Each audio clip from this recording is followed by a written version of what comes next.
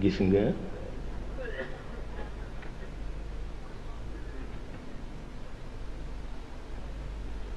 kii maa ngi ko sottee ca diwaan boobu ma lay wax wallaay maa ngi laaj sax ndax maa ko defaroon maa ngi koy laaj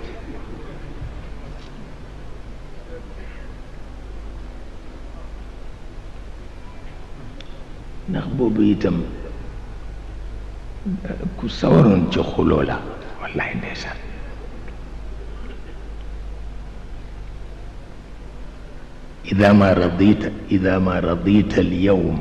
إذا ما رضيت اليوم كنت كريما وإلا فكن وفق الطباع اللئيمة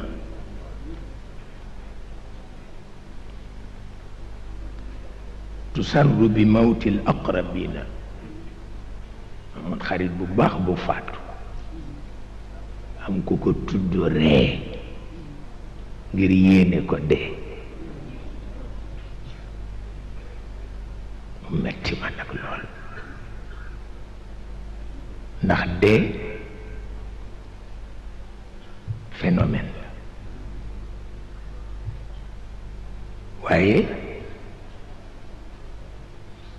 blessure physique mi ngi ci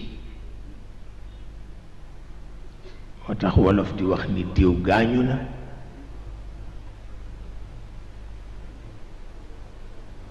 diw gaañu na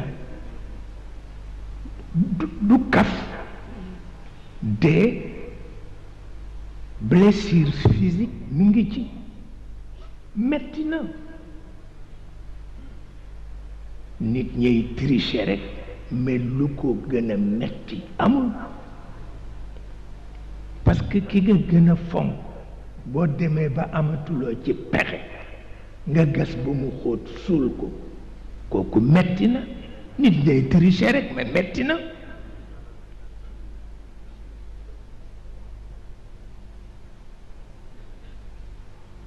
moo tax arab tudde ko halaak diw alku na waaw wolof ni diw gaañu na blessure physique bi dal di feeñ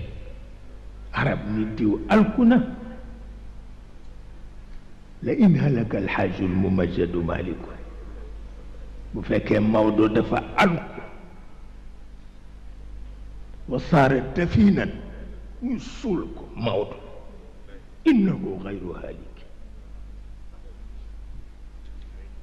ndax xadaa taarikan man kaana fi lmajdi mithlahu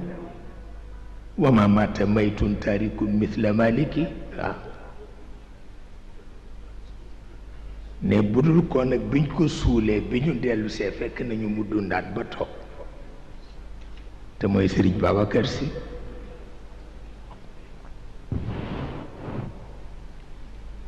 wante dee metti na ku dee ba noppi ñu suul ko xaritam dégg nga di ko jëw ma taxoon ma wax ko booba xuloo rekk la sawar léegi sawaratuma ko yi ma fi wax yëpp du xuloo